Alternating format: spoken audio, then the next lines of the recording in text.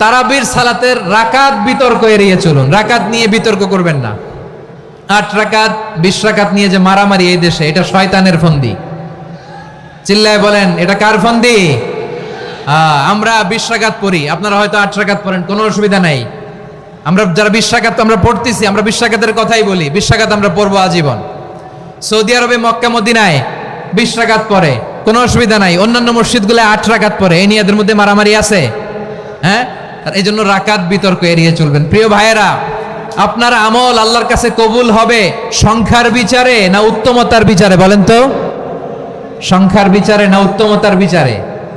উত্তমতার বিচারে। কত চমৎকার ভাবে আপনি আল্লাহর সামনে দাঁড়াতে পারছেন এটা বিবেচ্য। রুকু সেজদাগুলো সুন্দরভাবে করবেন, রুকু থেকে সোজা হয়ে দাঁড়ানো ওয়াজিব, 2 সেজদার মাঝখানে সোজা হয়ে বসা ওয়াজিব।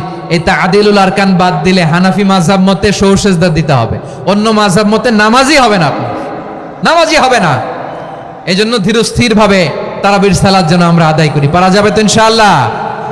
3 নাম্বার, তাহাজ্জুদের সালাত আদায় করুন। বছরের অন্যান্য সময় উঠতে পারি না, অনেকে বলে হুজুর উঠতে পারি না, কিন্তু রমাদানে সাহারি খাওয়ার জন্য তো উঠাই লাগে। কি বলেন, সাহারি খান আপনারা? হ্যাঁ, খান না? খান কে কে দেখি তো? মাশাআল্লাহ মাশাআল্লাহ। এই সুন্নত পালনের জন্য 1 নাম্বার। মাশাআল্লাহ, ঠিক আছে, পালন করবেন।